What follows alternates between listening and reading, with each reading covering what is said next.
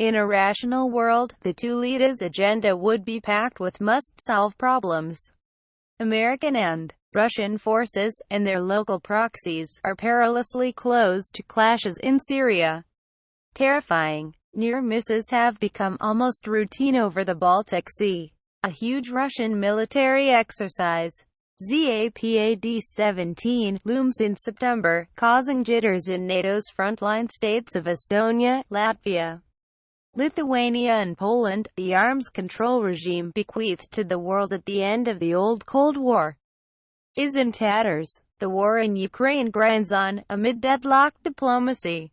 Add sanctions, spy wars, and disagreements over the Arctic, and you have enough material for a series of summits, not just one meeting, though Secretary of State Rex Tillerson has met with Russian Foreign Minister Sergei Lavrov, and even Vladimir Putin himself. Donald Trump's ill-starred encounter with Lavrov in the Oval Office in May sparked controversy both for excessive secrecy, no American media were allowed to witness it, and excessive indiscretion. Trump spoke loosely about secret intelligence provided by Israel. In a rational world, Russia would be the one making concessions.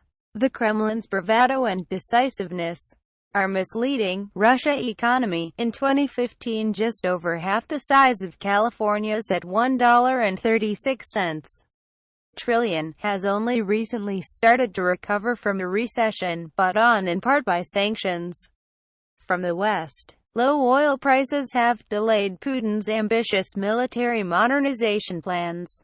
Diplomacy is big on show, weak on substance. Whereas China is rising, Russia is falling. The main reason that Russia is in a position to bargain at all with Trump is that the United States has, in 6 short months, squandered its global prestige in a manner almost unparalleled in modern history.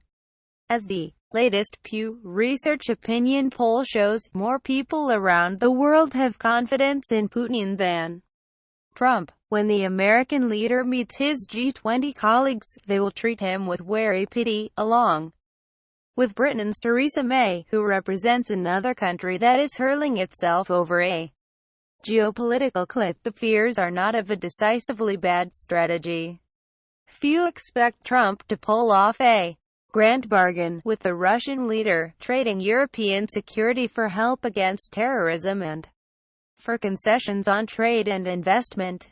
America's allies now reckon that the hallmark of the Trump presidency is paralysis and contradiction. There is plenty of scope for bad decisions, but many of them will be ineffective. Meanwhile, other countries and institutions are getting on with a job.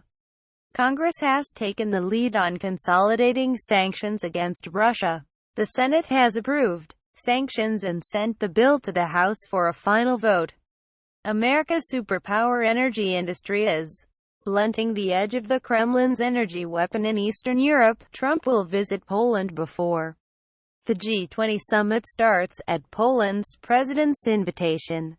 The visit coincides with the recent arrival of the first tanker bringing American liquefied natural gas (LNG) to that corner of Europe, and while the president is likely to hail liberalization of American oil and natural gas exports as a masterstroke, he is less likely to say that it reflects policies belatedly implemented by the last administration. His conservative nationalist Polish hosts will cheer regardless.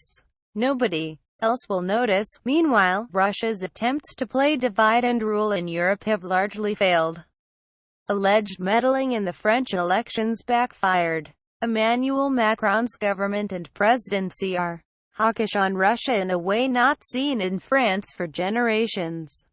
When Angela Merkel comes back to power in Germany in the fall, strengthened in her 4th term in office by what looks like an inevitable election win, the Kremlin will be a big target. She and Macron see eye to eye on Russia, and on much else besides. Russia bridgeheads of influence, Hungary, Greece, Bulgaria, look puny when measured against this new Franco-German axis. Russia's attempts to bully its neighbors have also backfired. Non-NATO states Sweden and Finland are boosting their defenses and rapidly increasing their regional military cooperation. NATO itself has deployed forces to the front line. States not enough to resist a full-scale Russian attack, but certainly sufficient to deter any thoughts in the Kremlin of a speedy and painless land grab. The military picture in Europe is more unfavorable to Russia than at any time since 1991, when the Soviet Union collapsed. The lack of American leadership, in short, is lamentable, but not lethal. The rest of the West is learning to manage. Russia has, as usual, played a brilliant tactical game while marching into a strategic dead end. Perhaps the sharpest example of this is the effect of Russia meddling in the American presidential election last year. Leave aside whether it was decisive, and whether the real aim was to elect Trump. More likely, in my view, the plan was to damage Hillary Clinton and sow discord and rancor. The outcome has been to cast an unforgiving light on Trump's Russia policy. If he tries to make concessions, he will come under furious attack. If he engages in even skimpy diplomatic negotiations, allies will cry betrayal. If he does nothing, he undermines his claim to be a deal maker. Most likely, he will enter the meeting grotesquely unprepared, with predictably shambolic results. These torments of Trumpian foreign policy may be entertaining to watch, but in practice they are not much use for the Kremlin. American weakness has indeed created vacuums in the Middle East, in East Asia, in Latin America, and in Africa. But the story so far is that these are not opportunities that Russia can exploit. The Trump-Putin meeting will be closely watched and will provide plenty of entertaining reportage. How will they manage the handshake? Will Trump live tweet it? But showbiz aside, both leaders are grappling with the constraining consequences of their own mistakes.